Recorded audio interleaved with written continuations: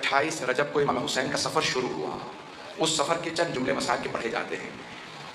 شاید آپ کی آنکھوں میں آنسو آ رہے ہوں. ہر آدمی محسوس کر رہا ہے حسین کربلا پہنچنے والے ہیں. 2 محرم کو پہنچے تھے نا. یہ آنکھوں میں آتے آنسو بتا رہے ہیں شاید کوئی حسین کربلا پہنچنے والے ہیں. عزیزان گرامی، 28 رجب کو سفر سے پہلے ایک مرتبہ ایک خط پہنچا مروان کے نام یزید کی طرف سے کہ حسین ابن علی سے مطالبہ کرو کہ بیعت کریں. مروان اور ولید نے منصوبہ بنایا. ایک آدمی سے کہا جاؤ حسین کے گھر اور بلا لاؤ حسین ابن علی کو. ایک آدمی آیا. آپ کو معلوم ہے نا جناب زینب کبریٰ ہر روز امام حسین کی زیارت کے لیے گھر آتی تھی. بس وہ وہی لحظہ تھا جب جناب زینب زیارت کے لیے آئی تھی امام حسین علیہ السلام کی کہ دروازے پہ کسی نے دستک دی اور کہا مروان نے حسین کو بلایا ہے. بس آواز سننا تھی. جناب زینب کا دل تڑپنے لگا کہ بھیا مروان سے ملنے نہ جائیے گا. کہا یہ شہر میری قتل گاہ نہیں ہے، میرا شہادت کربلا میں ہوگی، گھبرانے کی ضرورت نہیں. لیکن جناب زینب اپنی محبت کے اظہار کے لیے آواز دیتی ہیں عباس، علی اکبر، اون و محمد، قاسم و عبداللہ، جعفر جو آپ کے بھائی ہیں، عبداللہ. اپنے تمام بھائیوں کو، بیٹوں، بھتیجوں کو جناب زینب نے آواز دی. 18 جوانان بنی ہاشم کو بلایا. کہا کہ اے میرے شیرو، میرے بھائی کے ساتھ جانا، مروان نے بلایا ہے. اور پھر ایک مرتبہ جناب عباس کو دیکھا جو بڑے قداور تھے. کہا عباس میرے بھائی کو آنچنا ہے. جناب عباس نے کہا بی بی میرا آپ سے وعدہ ہے جب تک میری جان میں جان ہے میں مولا حسین پہ کوئی آنچ نہیں آنے دوں گا. چلے جناب سید الشہداء کتنے جوان ہیں؟ 18 جوانان نے بنی ہاشم ساتھ. کیا کیا؟ سب نے تلواریں حمائل کر لی اور ایک مرتبہ چلے.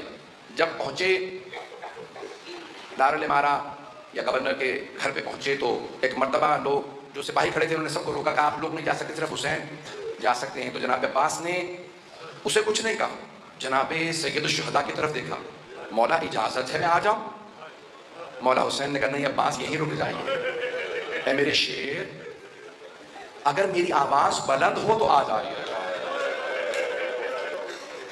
جناب سید الشہداء اندر سے تشریف لے گئے. مروان نے کہا کہ شام سے بری خبر آئی ہے، مسلمانوں کے خلیفہ معاویہ مر گئے ہیں اور نیا خلیفہ یزید ہے. نئے خلیفہ نے آپ سے بیعت کا مطالبہ کیا، بیعت کیجیے. سید الشہداء نے کہا میں بیعت نہیں کروں گا.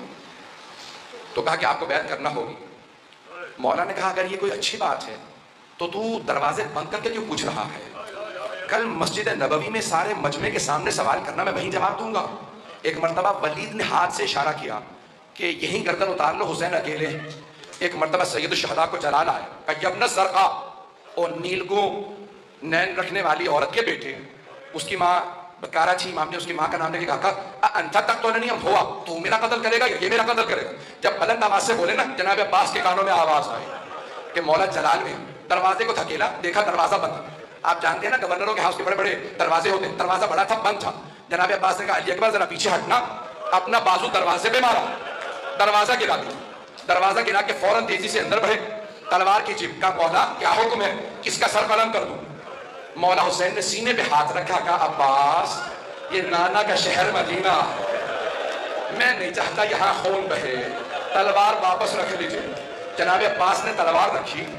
دونوں کو دیکھا، مروان و ولید کو دیکھا. کہا اگر میرے آقا مجھے حکم دیتے میں تم دونوں کو جان سے مار دیتا، لیکن میرے مولا نے اجازت نہیں دی. میں ایک مرتبہ ہاتھ جوڑ کے کہوں گا مولا عباس. ابھی مولا حسین کی آواز کچھ بلند ہوئی تھی، آپ نے دروازہ گرا دیا. مولا جب عصر عاشور حسین چیخ چیخ کے کہیں گے حل من ناصر ینصرنا،